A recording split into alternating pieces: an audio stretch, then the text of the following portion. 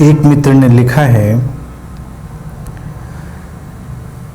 अभी social media पर कृष्णा जी ने आपका एक ध्यान डिसआइडेंटिफिकेशन मेडिटेशन सभी मित्रों के लिए उपलब्ध कराया था। इस ध्यान में आपका कहना है कि हम सब कुछ से धीरे धीरे अपना आइडेंटिफिकेशन हटा लें, लेकिन फिर एक प्रश्न उठता है कि क्या यह भी संभव है कि हम जो विराट है या जो सत्य है उसके साथ अपना आइडेंटिफिकेशन बना लें डिसआइडेंटिफिकेशन के बजाय। कृपया इस ध्यान को और इस उलझन को स्पष्ट करने की कृपा करें। ये बातें सुनने में बहुत अच्छी लगती हैं कि सत्य के साथ, विराट के साथ या परमात्मा के साथ तुम जुड़ जाओ, उनके साथ तुम तादाद में बनाओ, आइडेंटिफाई करो अपने आप को। लेकिन तुम तो अभी उन्हें जानते ही नहीं। तुम्हारे अनुभव में न विराट है, न तुम्हारे अनुभव में सत्य है, न तुम्हारे अनुभव में परमात्मा। तो तुम किससे जुड़ोगे? तुम्हारे लिए ये रास्ता केवल भ्रम पैदा करने वाला है। भारत की परंपरा में इस तरह की बातें बहुत चलती रहीं, लेकिन उनसे कोई गहरा रूपांतरण नहीं घटा। जब यहाँ कोई व्यक्ति धार्मिक होने की कोशिश करता है तो वो एक दार्शनिक दिखावे में जरूर पड़ जाता है। जैसे अक्सर लोग कहेंगे कि भगवान का नाम याद कर लिया करो। किस भगवान का? क्या उसका कोई नाम होता है? जो अनाम है उसका नाम, और वो तुम्हारी ही तो कल्पना होगी। तुम अपनी कल्पना से बाहर कहाँ जाओगे? जिसको तुम अपना कहते हो वो तुम्हारे अंदर के इकट्ठे हो गए अनुभवों के रिसाइकलिंग ही तो है। इसी के समाधान के लिए ये ध्यान था डिसआइडेंटिफिकेशन मेडिटेशन, यानी कि अपना तादाद में आइडेंटिफिकेशन हर चीज से हटा लेना। और ये भी कोई नई प्रक्रिया नहीं है। भारत के ऋषियों ने जो नेति नेति की प्रक्रिया दी है, नाइदर दिस नॉर दैट, ना ये ना वो, हटते हटते जब हटने के लिए कुछ ना बचे तो जो बचेगा वही सत्य होगा, वही बचने जैसा होगा। जहाँ तक तुम हट सकते हो वो हटने जैसा ही होगा। अब तुम अपनी समस्या देखो। समस्या केवल आइडेंटिफिकेशन की है, समस्या केवल तादात्म्य की है। तादात्म्य एक बार तुम्हारे लिए उपयोगी भी होता है प्रारंभ में, लेकिन हर उपयोगी चीज को अपने साथ ही लिए चलना तुम्हें कष्ट में डाल देता है। शुरुआत में तुमने डायपर्स का भी यूज किया है, उपयोगी थे तुम्हारे बचपन में, लेकिन तुम अभी भी अगर उनको पहनकर घूमोगे तो ये कुछ उचित नहीं जान पड़ेगा। तुमने बहुत सारी चीज़ों का उपयोग किया होता है अपनी यात्रा में और फिर उनसे हट जाना पड़ता है। हमारे जीवन की बहुत सारी प्रक्रियाएं केवल उस उपयोग के लिए ही हैं। आध्यात्मिक यात्रा के लोगों के लिए ये बड़ी उलझन रही है। वो हर चीज के विरोध में पड़ जाते हैं। जार्ज गुरजेफ इसीलिए एक बात अक्सर कहा करते थे। वो कहते थे कि दुनिया के सारे धर्म और धार्मिक लोग परमात्मा के विरोध में काम करते हैं। उनसे पूछता था कोई कैसे, क्यों? वो कहते थे परमात्मा ने तुम्हें जो जो दिया है तुम उसी से लड़ते हो। अगर उसने तुम्हें कुछ भी दिया है, चाहे उसने तुम्हें वो चीज़ें दी हो जिनको तुम बुरा मानते हो, जिनको आध्यात्मिक लोग बुरा कहते हैं, चाहे तुम्हारा काम, क्रोध, लोभ, मोह, अहंकार, जो कुछ भी हो, व्हाटएवर, तुमने उसे तो पैदा नहीं किया। तुम्हारे अंदर से वो चीज़ें उभरती हैं, तो उनकी कभी उपयोगिता भी होती है और कभी उपयोगिता के बाद उनकी व्यर्थता भी होती है। अब जैसे अहंकार, ईगो, इस पर इतनी लड़ाई है। ईगो नहीं होना चाहिए, ईगो को समाप्त करना है। लेकिन एक निश्चित मात्रा का अहंकार अगर तुम्हारे अंदर न पैदा हो तो तुम्हारा विकास भी नहीं होगा, तुम्हारी पहचान भी नहीं बनेगी, तुम्हारे अंदर जो सोचने समझने और स्वस्थ ढंग से काम करने का ढांचा बन रहा है वो भी नहीं बनेगा। तो अहंकार, ईगो एक विकास की यात्रा में घटी हुई तुम्हारी आंतरिक घटना भर है। जब लोग ज़्यादा अहंकार मुक्त होने की कोशिश करते हैं तो वो एक डिसेप्शन में पड़ जाते हैं, एक झूठ में पड़ जाते हैं। यानी कि उसका विपरीत तुम क्या करोगे? उसका विपरीत तुम विनम्रता, लेकिन वो उससे विपरीत कहाँ होगी? वो तो नए सिरे से ही एक यात्रा होगी अहंकार की। तो डिसआइडेंटिफिकेशन में तुमको क्या करना है कि जिस जिस चीज़ से तुम आइडेंटिफाई होते हो उससे अपना आइडेंटिफिकेशन हटाना है कि तुम ये नहीं हो, तुम्हारा होना ये नहीं है। वो तुम्हारे कल्चरल इनपुट्स हो सकते हैं, सांस्कृतिक, सामाजिक, शैक्षिक, धार्मिक तुम्हारे संस्कार हो सकते हैं, तुम्हारे अपने नैसर्गिक, प्राकृतिक, नेचुरल इंस्टिंक्ट्स या वृत्तियाँ हो सकती हैं। बहुत सारी चीज़ें हो सकती हैं जो तुम्हारे अंदर गति कर रही हैं। तुमको हर चीज़ से थोड़ा हट जाना है, पीछे लौट आना है। इसी को मैं कहता हूँ स्रोत की ओर लौटना, रिटर्निंग टू द सोर्स।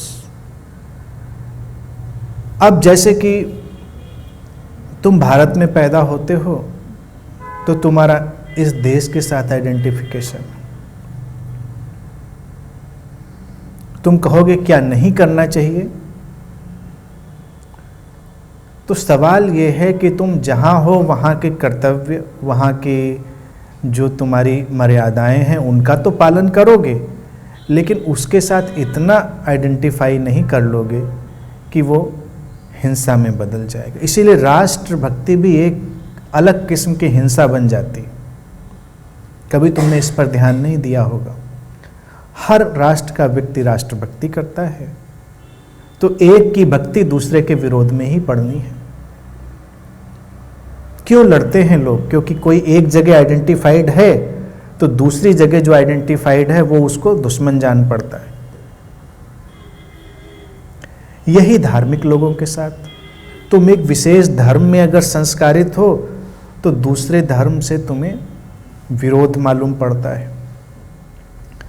धर्म देखा जाए, जैसे मान लो हिंदू धर्म में कोई पैदा हुआ, कोई इस्लाम में पैदा हुआ, उसमें भी कोई अड़चन नहीं है। हालांकि मैं तो आइडियली चाहता हूं कि सारे धर्मों को विदा कर दिया जाए और एक अवेकन्ड, अवेयर समाज का निर्माण हो सकता है अगर लोग इतने जागरूक हों। तो तुम्हारे विचार, तुम्हारे अनुभव, तुम्हारे जो उपलब्धियां हैं वो सब पर्याप्त हैं, उसके लिए किसी बाहरी आयोजन की ज़रूरत नहीं। लेकिन चलो माना कि अभी उतने विकसित नहीं हो, फिर भी तुम किसी जगह पैदा होते हो, तो वो बस सहूलियत है, वहाँ का ढंग ढांचा ऐसा ही है। लेकिन उससे आइडेंटिफाई हो जाना कि तुम वही हो तुम्हारे लिए मुश्किल खड़ी करेगा। और जब तुम ये आइडेंटिफाई करोगे कि तुम यही हो, तो फिर दूसरा जो तुम्हारे जैसा नहीं है वो तुमसे विपरीत जान पड़ेगा और अचेतन रूप से तुम्हारा दुश्मन भी जान पड़ेगा। तुम उससे उलझोगे, लड़ोगे। तुम्हारे भोजन का एक ढंग और ढांचा है, किसी दूसरे का वैसा नहीं है। तुम अपने को सही मानते हो, तुम कहोगे नहीं मैं दूसरे को गलत नहीं मानता।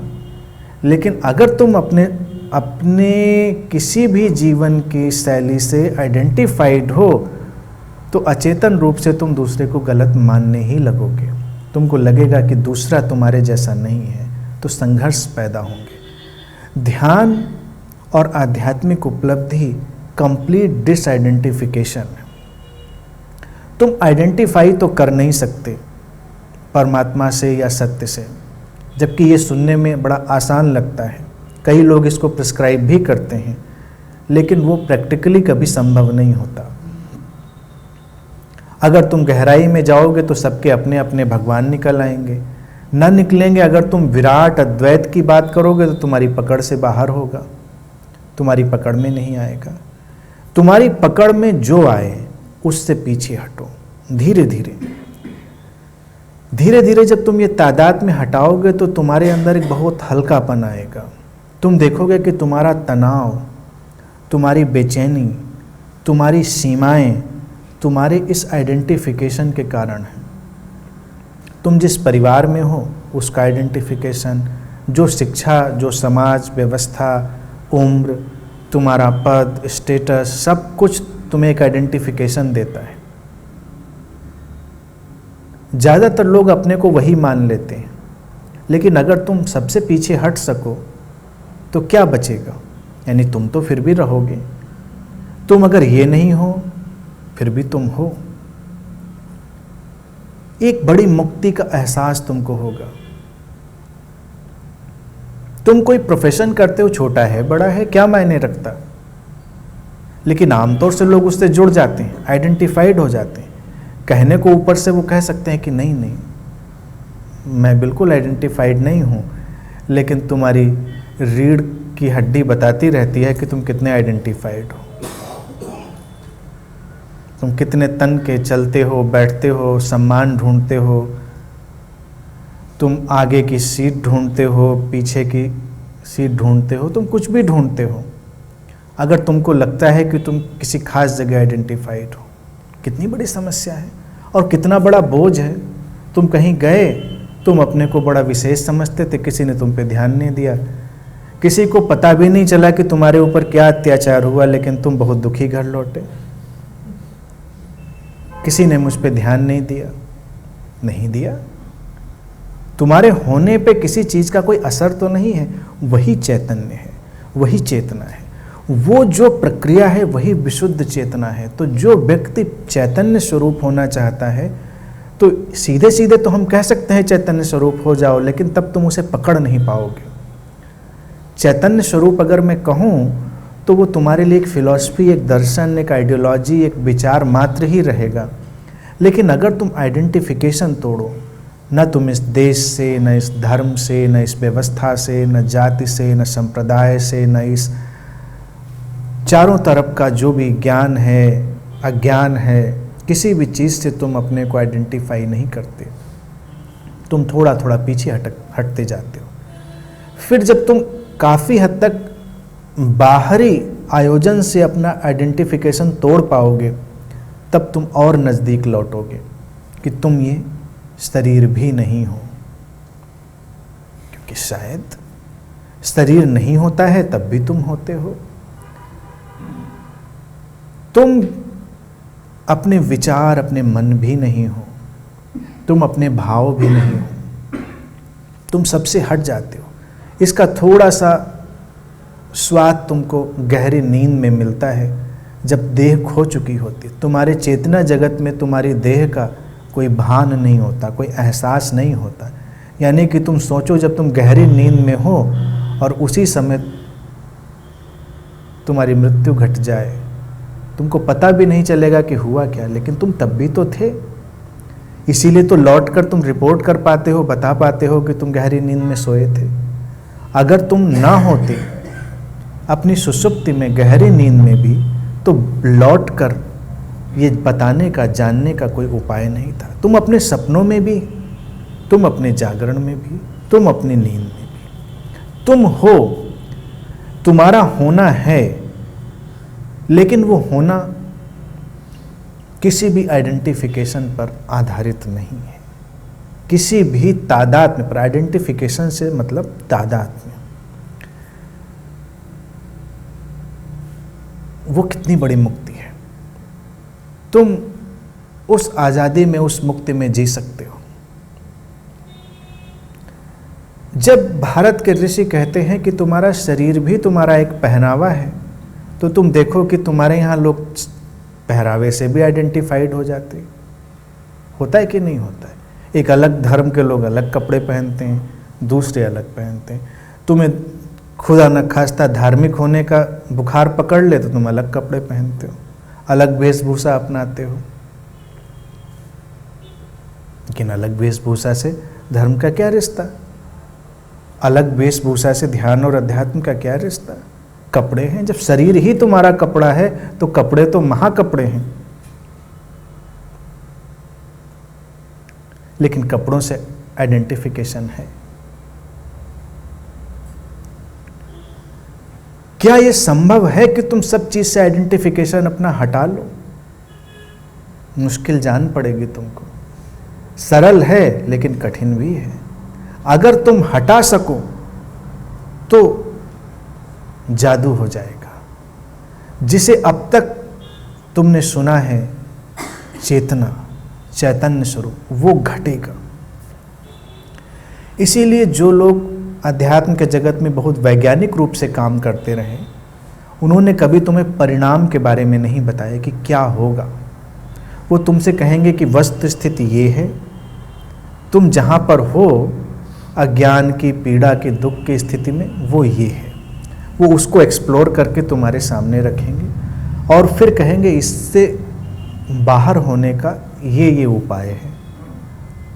लेकिन इसके बाद क्या होगा ये नहीं बताया जा सकता। इसके बारे में कहना बहुत मुश्किल है, क्योंकि वो तो बस घटेगा तब जानोगे। और जब तक तुम्हारा कोई भी आइडेंटिफिकेशन बचा हुआ है तब तक तुम अपने स्वरूप में, अपने स्वभाव में नहीं आए। तो इसलिए ही ये ध्यान मैंने दिया। ये एक दर्शन की तरह से तो हम जानते ही रहे हैं इसको, लेकिन मैंने इसको ध्यान की तरह प्रिस्क्राइब किया है। डिसआइडेंटिफिकेशन मेडिटेशन, गैर तादात्म्य। बस केवल समझ है, इसको हम एक्सप्लोर कर सकते हैं, समझ सकते हैं। और अनुभव घटेगा तो अचानक एक क्लिक, तुमको एक गहरी शांति का एहसास होगा। और तुम जो स्वाद अपने अंदर अनुभव करोगे गैर तादाद में, डिसआइडेंटिफिकेशन में, वही मुक्ति है। अगर तुम अभी ही इस पर जरा विचार करोगे तो तुम्हें अंदर कितना बड़ा आकाश दिखाई देगा।